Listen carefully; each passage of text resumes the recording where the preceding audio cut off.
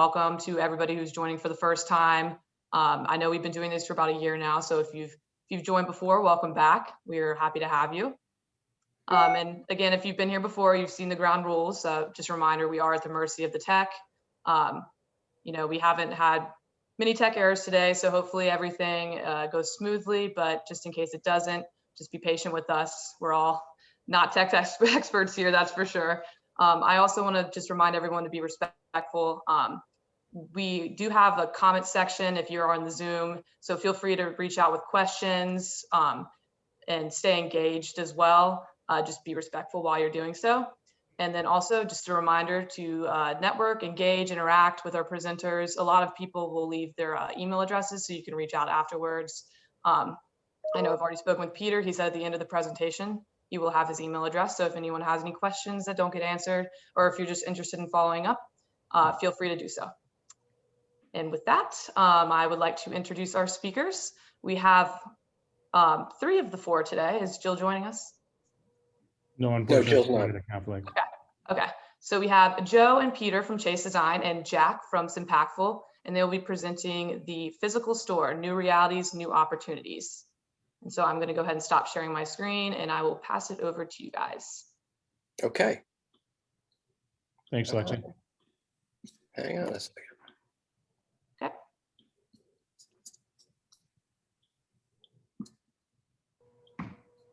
All right.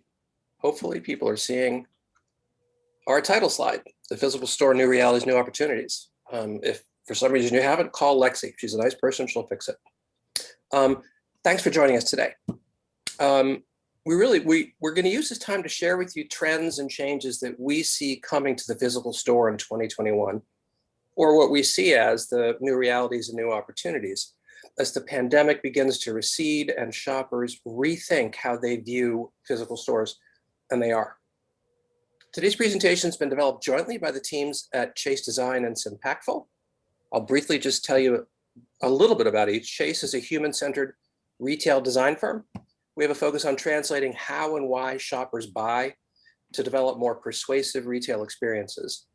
We do that at the category department and in some cases at the full store level. It's all about driving incremental revenues at full price. So think how I experience categories and aisles and full departments. Simpactful is a leading retail consultancy. They're focused on helping CPGs and retailers uncover winning solutions. Their difference really is that they're driven by a team of former retail industry executives with real blue chip experience, with a lot of insight and deep connections within the industry. You've been introduced to the team, so I won't go too much further except to say that my background has all been in retail marketing and in retail design. Joe Lamperchis, our president, much the same. He's worked with leading CPGs like Coke, Kraft Heinz, P&G, and worked with them to create winning experiences at Walmart, Target, Kroger, et cetera. And then Jack, a senior partner with Simpactful, he's worked with clients on a store back approach to shopper needs, sales management, operations. He spent about 35 years with Procter & Gamble in retail strategy and other retail execution roles, so brings an incredible perspective to what we're going to talk about today, which is new realities and new opportunities. And so really you can crystallize what we're going to talk about as 2 things, the challenge and the opportunity. The challenge is the pandemic has accelerated a kind of, I don't know, I call it an arms race to find faster, better, and easier ways to streamline or even avoid in-person shopping altogether. So when buying goods means people no longer actually have to step into a store to shop, physical stores themselves risk becoming mere points of fulfillment, really differentiated only by level of convenience. We think the opportunity is to provide the convenience shoppers need and want, while also delivering the inspiration, discovery, and the enjoyment of shopping that they truly want. So in other words, are these things mutually exclusive? Can stores deliver the ease and convenience people need in their buying transactions, while also delivering the inspiration and delight and social connection that people want from their shopping experience? Now, why are we talking about the physical store when it would be easy to think that e-commerce and click and collect buying solutions are where all of our attention should be focused? As I mentioned earlier, the pandemic has accelerated adoption of pretty much every digitally enabled buying channel. While in-store sales in 2020 were in decline, that is quite true. But shopping in physical stores still dominates. Even in this pandemic, a little under 90% of all purchases still happened in a physical store. And in a study that ChaseDesign fielded just this past month, shoppers say they're going to increase spend and trips to physical stores versus last year, substantially. And retailers have noticed. This isn't just shoppers telling us they're returning to physical stores. Ulta is opening 40 stores in 2021. Sephora is opening 60. That's to say nothing of the 200 store-within-a-store locations that you're going to find in Kohl's. Amazon Fresh, we keep forgetting that Amazon is a grocer. They're opening 39 stores. Aldi, you won't be surprised, opening 100 stores, and the whole value channel is exploding. I haven't even listed Dollar General. They're opening something like 600. Old Navy, 40 stores. Sprouts, 20. TJ Maxx, 122. And Target, 40. The retail community is putting their money where their mouth is. They're betting on the fact that shoppers are coming back.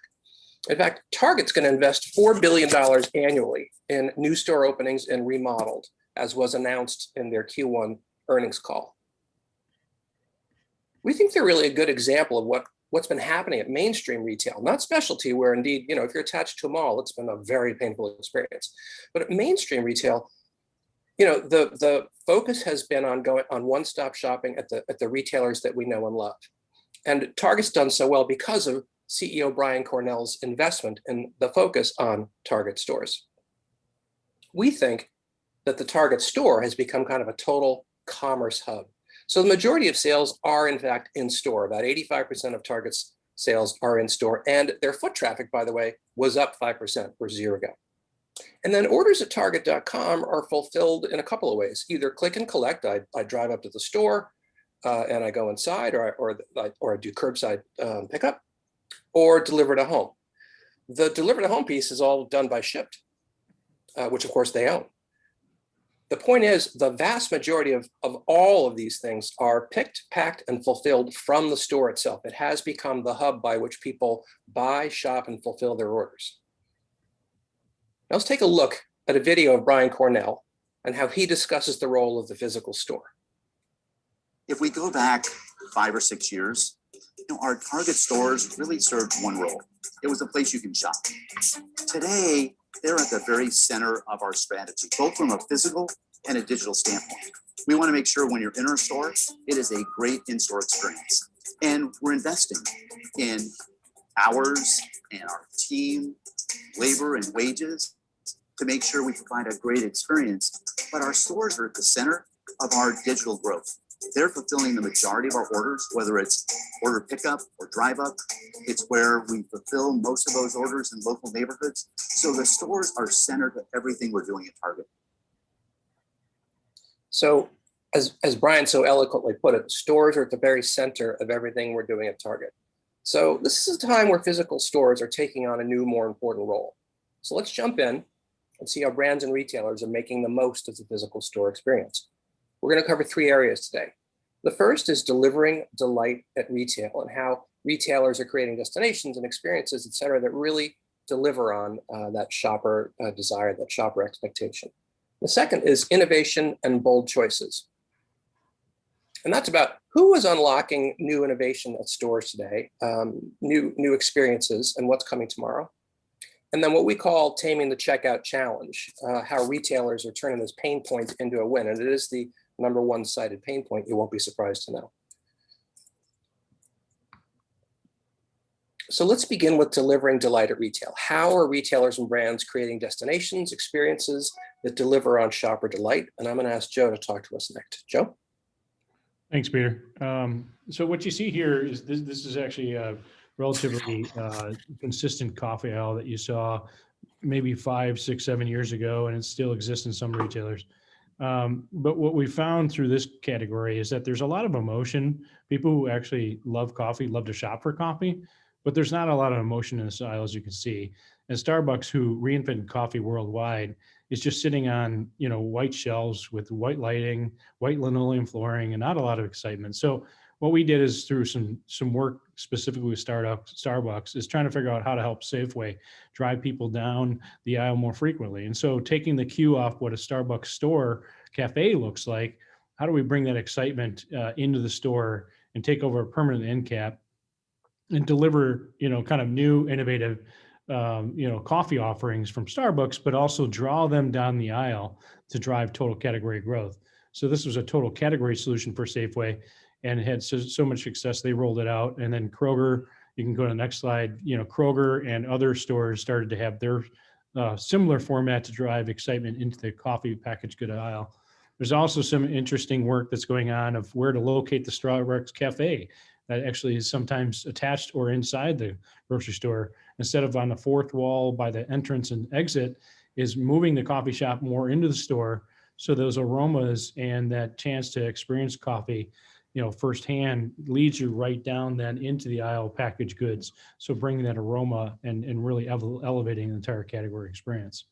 A couple other smaller examples are, for Harry's here, when they launched exclusively in Target, they really pushed Target to kind of push the boundaries on, end cap guidelines. And so doing something very disruptive and very simple here to create a very big brand impact into the shaving aisle to cause disruption. Another one on the right that we did for Nespresso is actually something that, this is a different Target store in Houston, which is a new format, to really bring exciting new offerings in the coffee machine or coffee, maker aisle, and showing that they actually also offer very premium coffee makers like Nespresso as a premium end cap here with in a sense, a permanent end cap with a lighted display. So some smaller ways of getting, bringing that emotion back into the store to drive category growth. One of the interesting shifts at brick and mortar is the influx of digitally native brands. As of 2019, and that's going back a little bit, half of digitally native brands were also being sold at brick and mortar. And with Harry's Shave that Joe just mentioned, direct-to-consumer brands have all recognized they can't really thrive without a presence in physical retail, and they are fast appearing in stores, their own and others.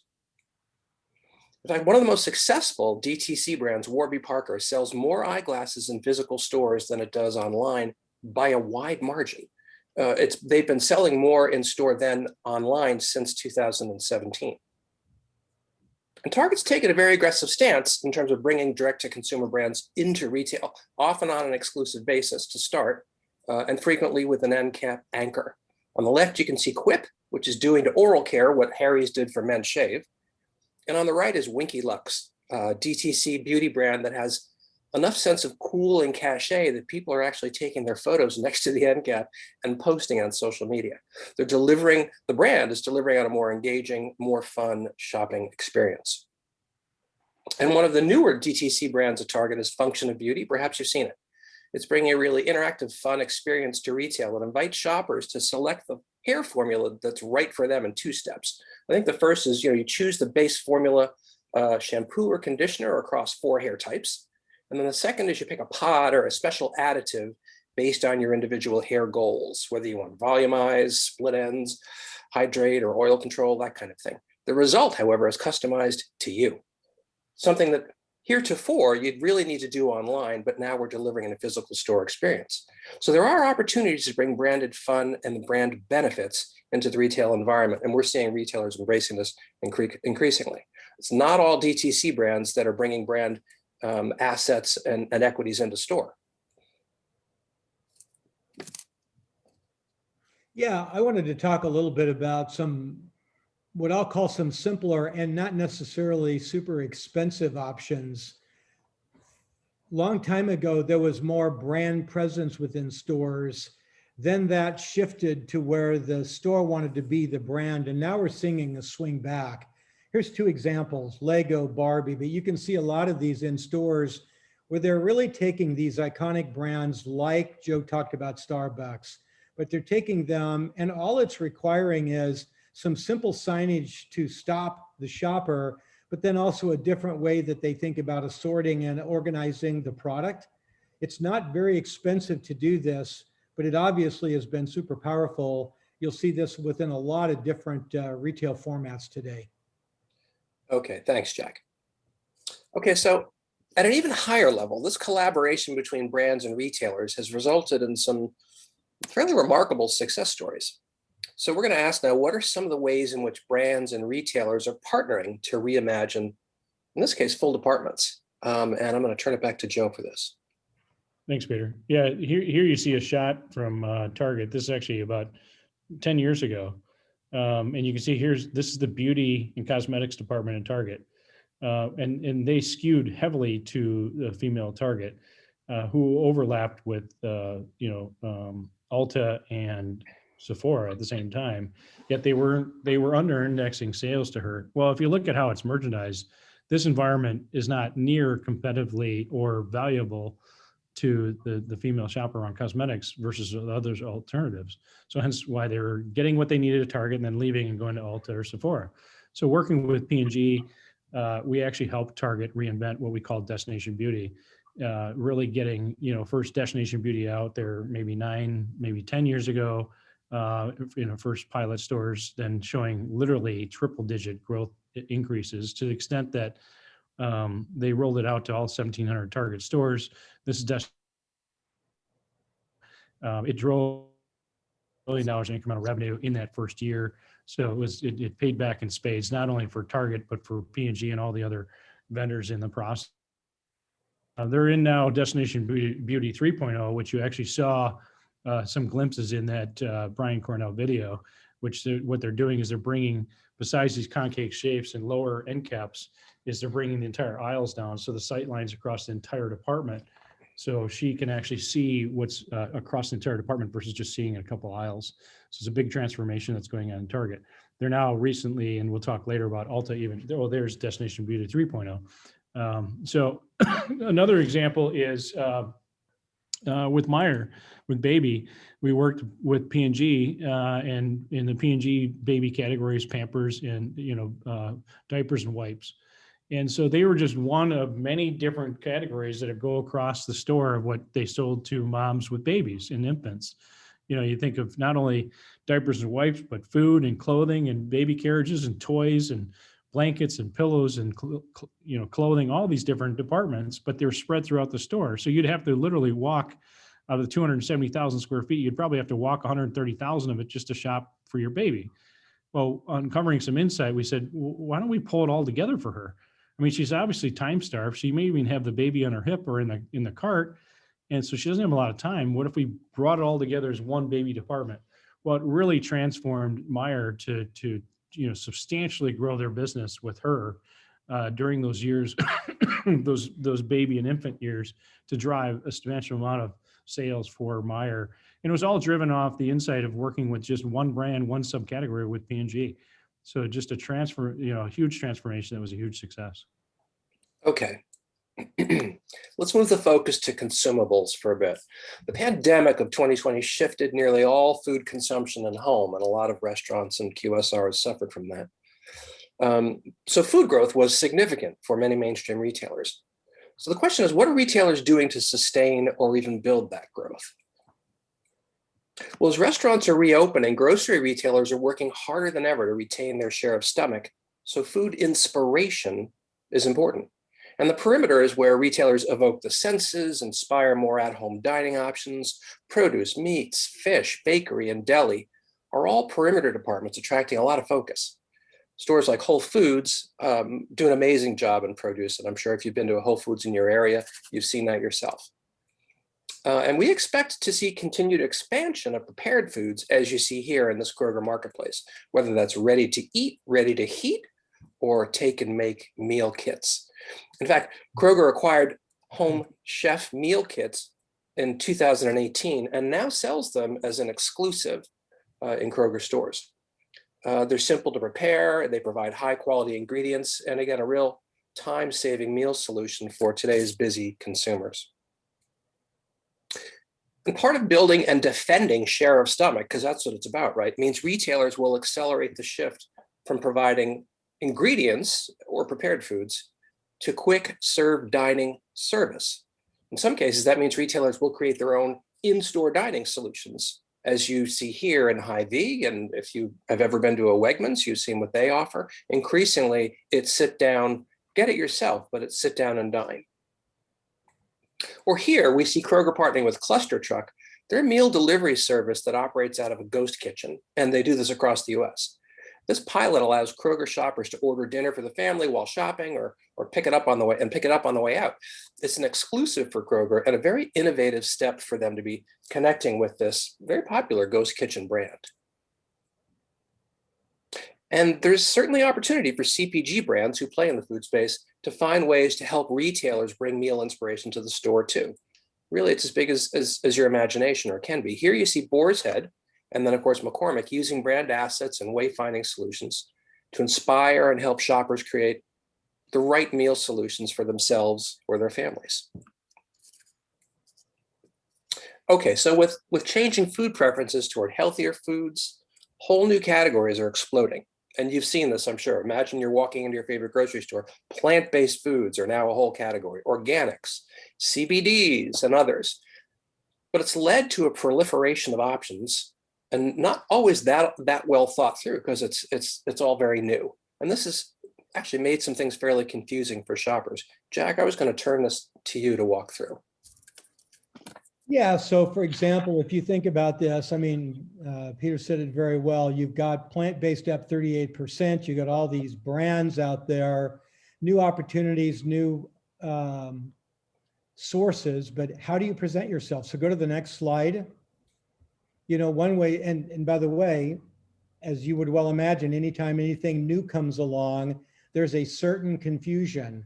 There's not a single right answer on how should they be presented, how should they be organized, but it's a question that needs to be answered. So how do you get it right? Do you take plant-based and you put them as a separate subcategory away from your regular meats as a way to help wayfinding, or do you integrate it?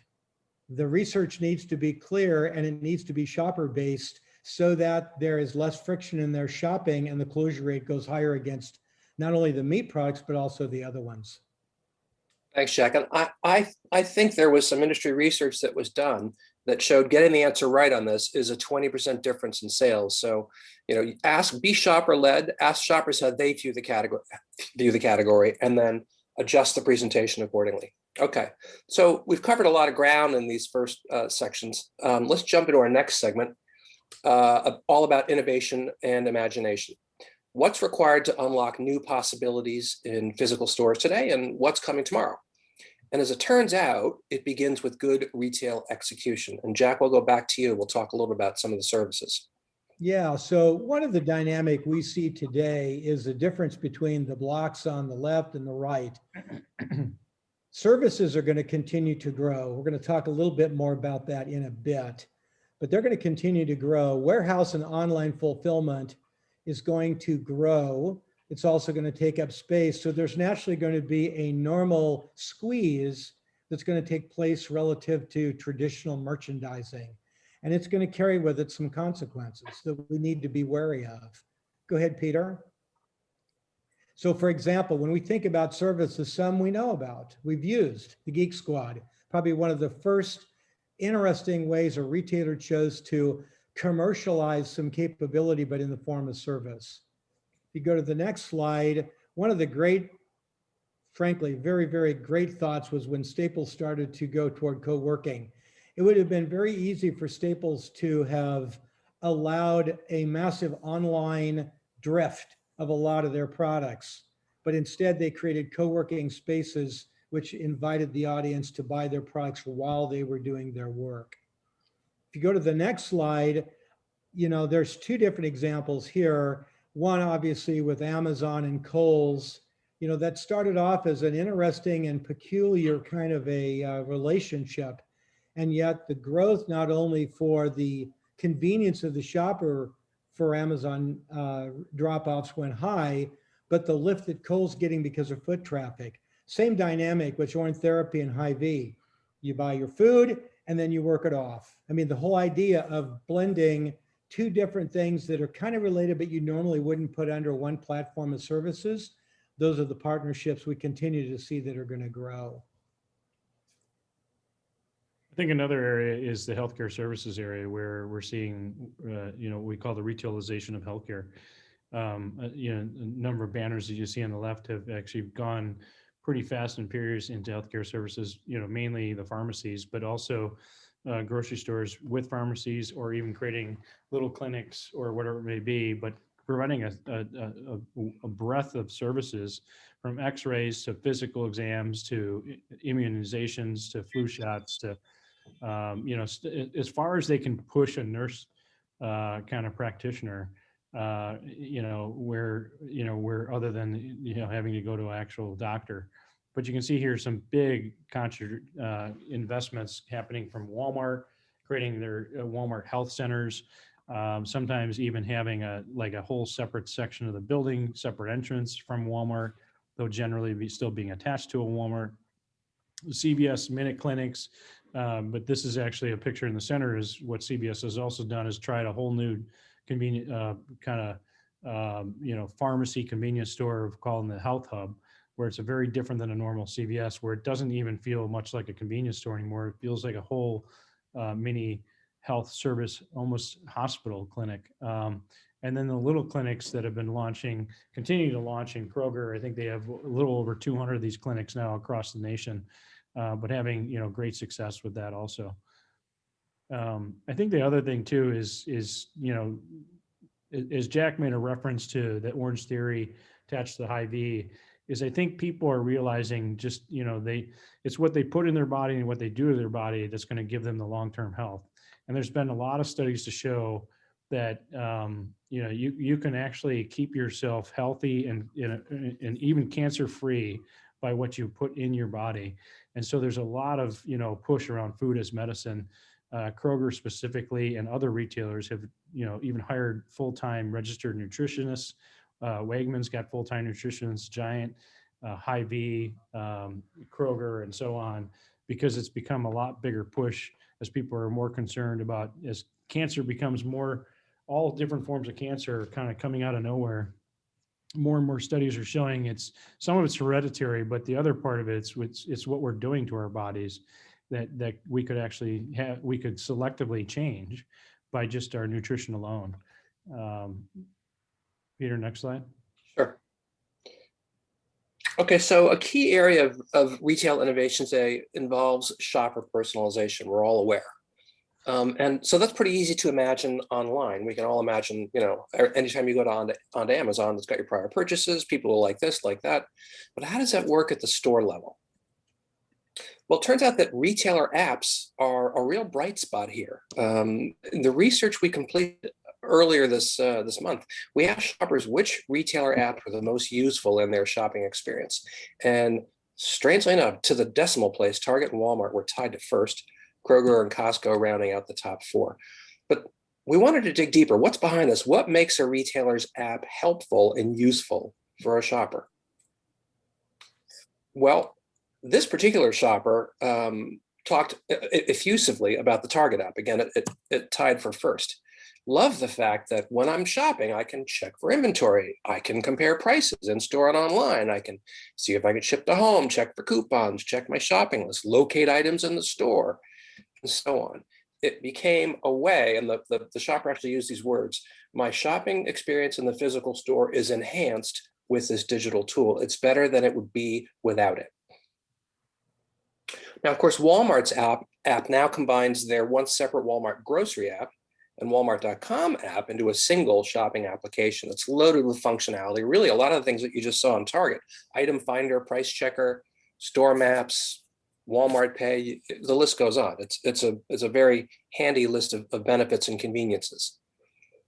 More importantly, the app has been developed in concert with the design of Walmart's newest stores, so that the app and the physical shopping experience work together for the shopper. So as a shopper enters the new stores, there are about 200 of them now, entryways encourage shoppers to open their shopping app. And aisles are clearly defined by letter and number, a bit like gates at an airport terminal. And you see use of icons that designate those categories. You see on the top right there, there's a shirt that says women's apparel. And in fact, shoppers who are searching for an item on the app are directed to the specific aisle and exact shelf or gondola location by letter and number. So if I'm searching for women's apparel, it sends me to B28. And then if I want a t-shirt, it sends me to gondola B25, item 02. The search results use the same look as the wayfinding signage in the store. It helps shoppers navigate more easily, but it should also speed pick and pack shoppers who are using, the professional shoppers now who are doing the click and collect orders.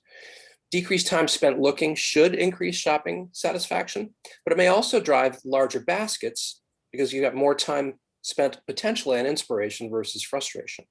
And the implication for brands here is be present in the retailer's app and more broadly, find a home in the retailer's media ecosystem, which is growing by the day. And personalization at the store level is already happening by zip code. Retailers like CVS and Walgreens are managing category planograms and assortment based on zip code, tailoring the assortment and presentation based on local demographics and preferences. Amazon Fresh, this is exactly how they develop their current footprint. Each store has been placed in a market based on Amazon Prime membership and penetration. And then assortment has been tailored based on those consumers' orders over the past few years. And they're going to continue to use this strategy as they open up the other 36 plus stores I mentioned earlier for the rest of this year. It's very, very focused on the data-driven insight they get from their Amazon Prime membership. But what about click and collect orders? It's a huge area of growth for retailers. How is this working at the store level? Jack, let's turn it over to you for this. Yeah, go ahead. So if you picked up on one theme in our discussion so far, it's all about shopper-centric and it's about frictionless. And frictionless can obviously be accomplished by a lot of what we've shown, but now with this latest change, and certainly accelerated by the pandemic, the level of buy online, pick up in store obviously is growing like crazy, but it still needs to be taken to the operational level. And so, for example, you've got demand of products from the normal shopper, you got demand of products from the click and collect. And if we don't maintain a level of in-stock, it starts to fall apart. Here you can kind of get a sense for what the online growth is, right? And obviously 21 grew like crazy. Go back one slide real quickly, quickly here, Peter. It went way up. What's interesting is look what's happening as we project out for February 21. Not a surprise because it supports the idea of people going back into store, but we're still going to have a substantially larger buy online, pick up in store presence, which is still going to require different capabilities and different ways to maintain in-stock levels. So the foundation of the business is solid. Next slide. So this is the fascinating point, right? Satisfaction with grocery pickup is down 35%. So part of our thinking here is last year, it was a panacea for a tough year, but the shopper has learned how to have high expectations.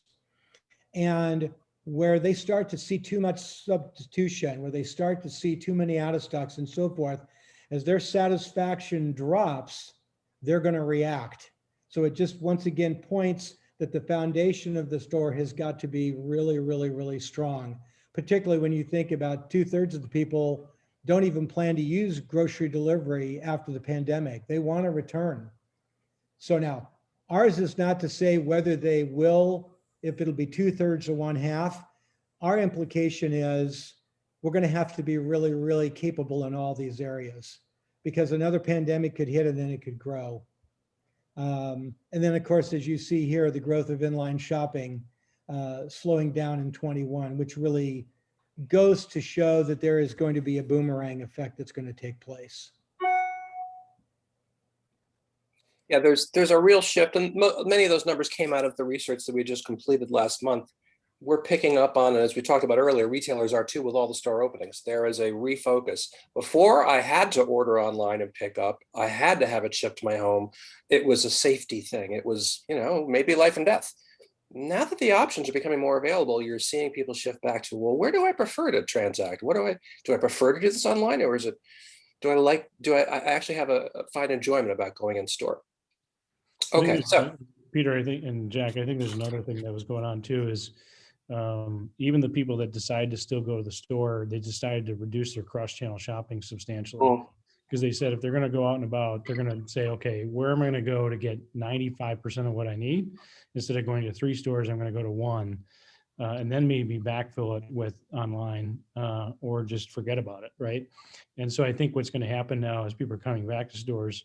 The stores and the brands that are going to win are the ones that actually make that experience most fulfilling as possible. Because people will get back to cross-channel shopping at some point, but the more that you can actually maybe wow them, where Kroger, maybe in the Evoke set of retailers for grocery, was maybe getting 50% of all purchases. Trader Joe's was getting a 25%, maybe Costco was getting the other 25%. How does Kroger get, 75% when they come back and stick to that 75%?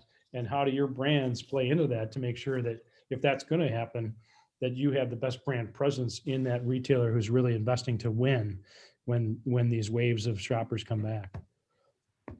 Great. Okay. Another source of innovation at retail today are the partnerships retailers are creating, helping to deliver better, more engaging shopping experiences. And this is one of the things that just hits right to the point I was talking about, is because of cross-channel shopping and getting reduced during COVID, and now as people come back, I think retailers have tried to figure out, who do we need to partner with? The fact that if we put 2 brands together, could it get the 2 trips into 1 trip in the building? Right? So if you look at, this next slide here just shows some very innovative partnerships, between, Kroger, Express, and Walgreens. So again, Kroger reaching out to Walgreens, say, hey, Walgreens, you almost have 10,000 store footprint. We have 4,000 store footprint. So you have 2.5 times the footprint. What if we put a Kroger Express inside your Walgreens so you can get some of the traffic that we may not be getting because they're going somewhere else? And so we can actually win together, and you can win your pharmacy business while we give you the fresh side of your business. So I think it's a great partnership. I think the other things that are going on is where brands and retailers are working together to create this interest to draw people back into the store. Just recently launched, and it's actually for a short time only until supplies last, is Levi's launched an entire new set of products, not just obviously the clothing products that people know the Levi's brand for, but a whole set of home goods, glassware, napkins, plateware, pillows, blankets, chairs, a lot of home goods with the Levi's branding. And it's for a short time only. So Target's investing in relationships like this with iconic brands to kind of create that interest. I think the other thing that you may have read recently in the press is Apple is investing pretty fast and furious into creating, Apple stores inside Target. They had maybe an Apple kiosk or an Apple counter, but they didn't have an Apple store. So they're going to make an investment in real estate inside Target, which honestly may feel when those launch, may be the easiest place to kind of get your Apple products, because you know how crazy getting to an Apple store can be. This may be another outlet where you can get to your experience faster with some other cross-channel shopping going on inside the one venue. As we talked about, Destination Beauty was, in its 3rd phase. Well, look at its 4th phase. Its 4th phase is to say, look, we keep trying to fight against Ulta. What if we actually talk to them and say, hey, why don't you put yourselves inside our store? We have the exact same shopper. Sometimes, we're getting her, but she's still feeling like she's getting a better selection in some cases at Ulta, because there's some unique offerings at Ulta that Target doesn't have. So they decided to get together. And so you're now going to start to see Ulta Beauty at Target. So, you could almost call this Destination Beauty 4.0, but 4.0 is a partnership. Another interesting partnership here is between Sephora and Kohl's.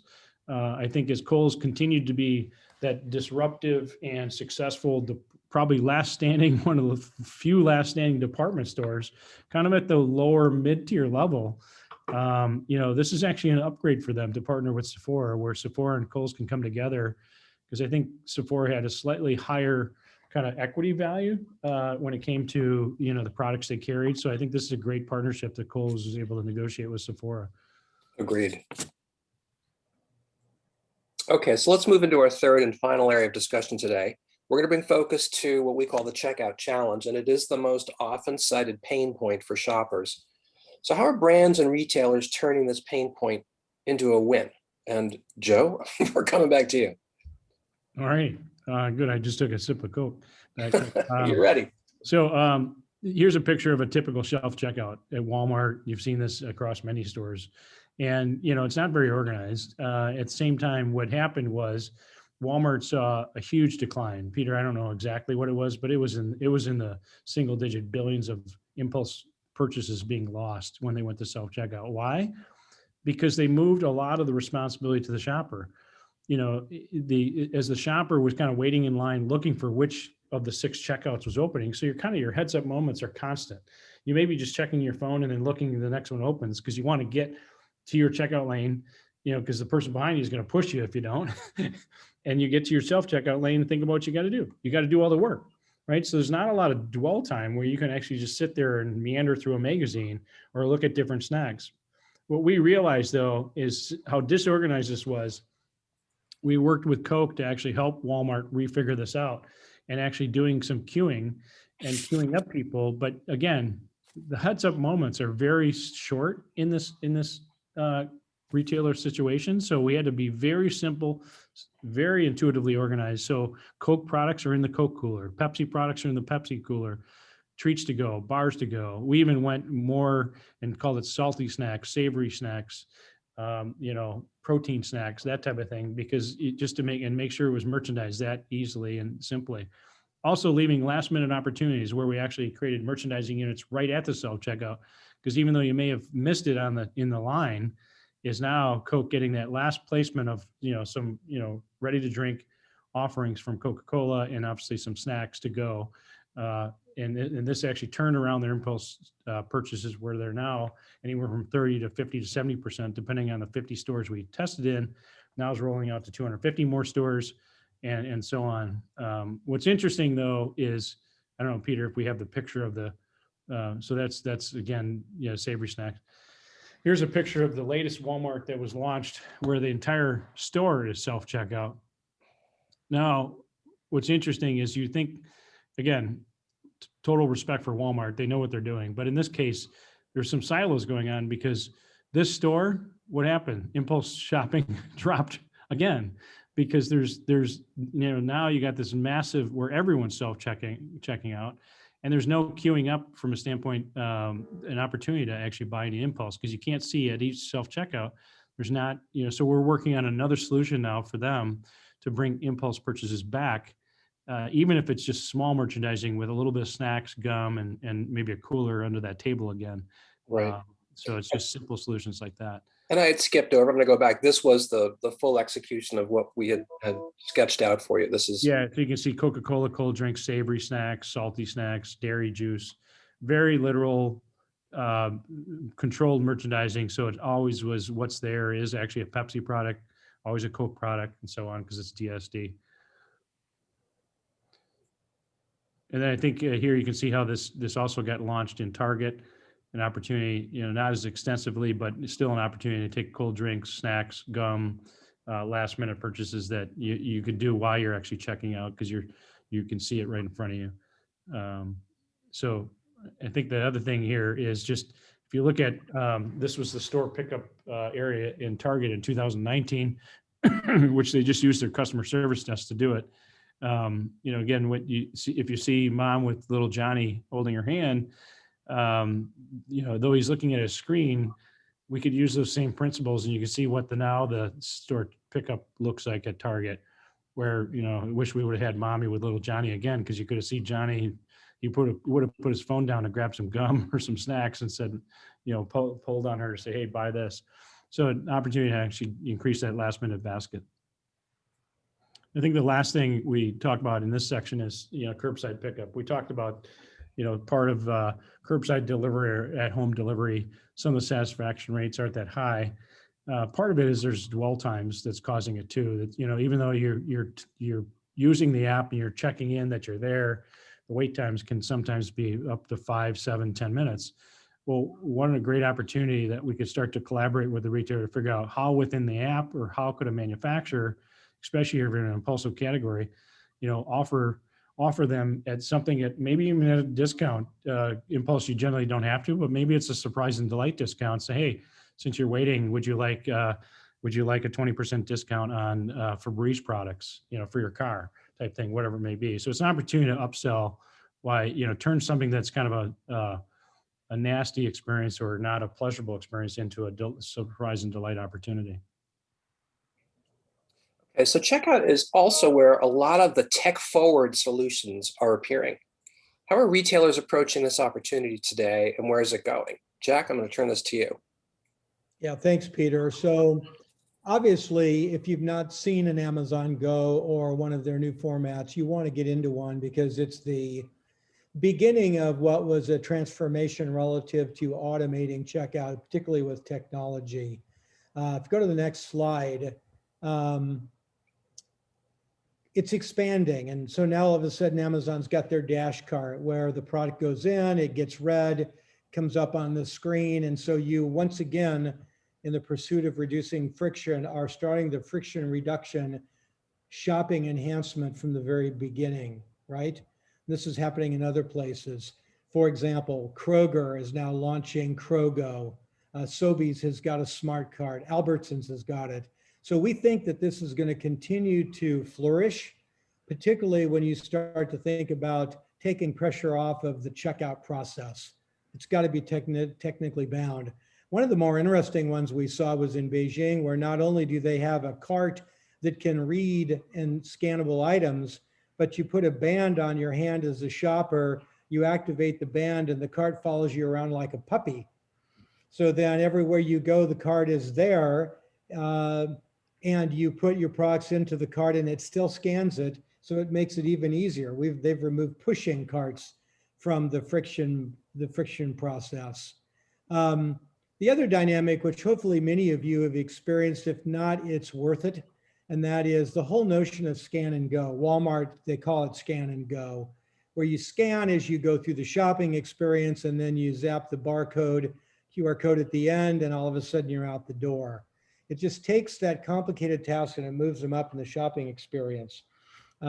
Myers called shop and scan. We continue to see this as being a huge growth area, but it carries a consequence, and that is for CPG companies and retailers, we're really going to have to be brilliant based upon the way the rest of the store looks as they expedite people through the last 10 yards.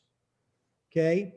Amazon One, which is basically the coolest technology, where it not only can read you based on palm, but it would be relevant not only for checkout, but would be relevant for certain purchases that require an ID. So now all of a sudden reading your palm as opposed to having to look at a driver's license becomes an alternative and yet a more frictionless way to work your shopping experience. Thanks, Jack. Okay, so that kind of brings us back to where we began our discussion today.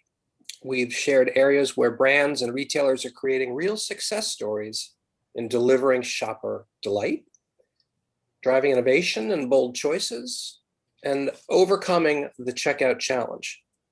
So as we think about how shopping in physical stores is evolving, I'm going to sharpen the focus right now on 6 key takeaways from what we've just discussed today. Here we go. The first is that physical stores remain at the core of shopping. I know all of the headlines and all of the chatter and all the discussion and all the new job postings are typically not about the physical store. It's very much around digital. But as Brian Cornell at Target said, stores are at the very center of our strategy to win. A total commerce solution, Target has shown, is a winning model where the store becomes the center of gravity for where people shop, where you pick and pack, and where you ship from. In 2021, online buying behaviors are projected to moderate. That's not out of our study. That's eMarketer saying the growth of up 33% is going to be now up to 5, 6, 7%, and in-store growth will accelerate. So we see there's a return to physical stores and that they remain at the core of shopping. Secondly, buying convenience and shopping delight must coexist. Because if all you're doing is fulfilling against people's transactional requirements, you're just a vending machine. You got to get that right. You have to deliver self-checkout, e-commerce, and pick and pack. But getting it right means creating the right commerce cocktail. Think about it as 1 part physical, 2 parts digital. Walmart's store design is built to work seamlessly with their app. Scan and go technologies are making checkout faster and easier. So we often view digital as an alternative to the physical retail shopping experience. If I'm buying on my screen, I'm buying online and therefore I'm not at a store. It turns out the real opportunity is how digital can enhance the shopping experience while you're at the store. And that's where an awful lot of time, energy, money is going from brands and retailers today. Third, delivering delight can be easier as a shared endeavor. So retailers and brands, so at the category level, think back to Starbucks or Boar's Head. At the department level, think about Target and P&G Beauty with Destination Beauty. And retailers plus retailers, think about Target and Levi's and Apple, or Kohl's and Sephora and Walgreens and Kroger. A lot of opportunities to add delight and engagement by partnering. 4, fast growth categories we think are ripe for reinvention. So Jack talked about this, plant-based products in dairy and in meats and in CBDs and organics. They're all becoming categories overnight, and I'm exaggerating, but very, very quickly. There's a lot of product proliferation.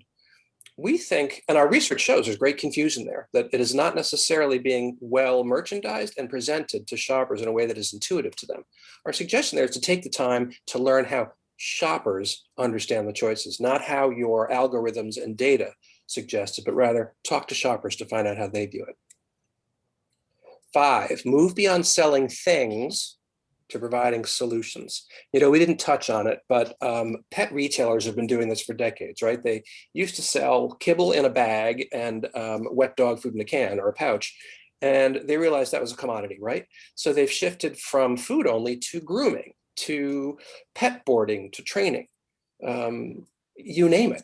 And they've become much more in the process connected to and emotionally connected to pet owners, pet parents.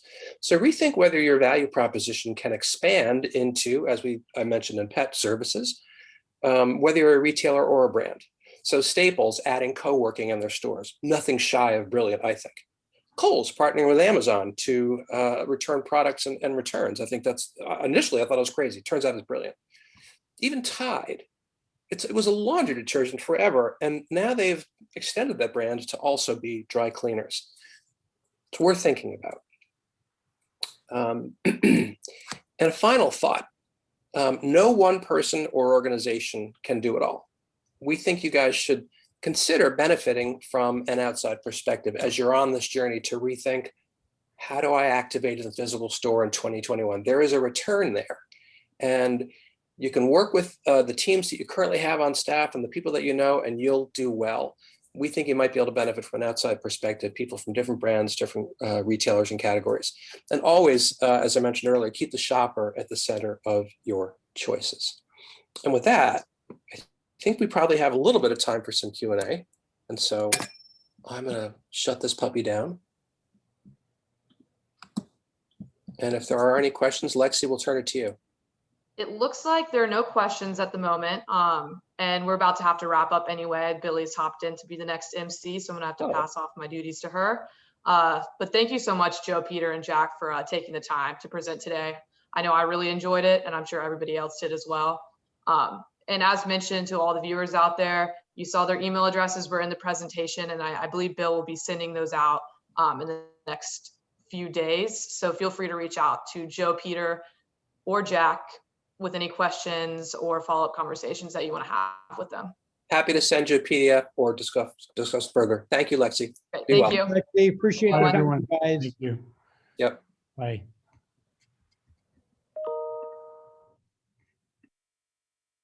All right.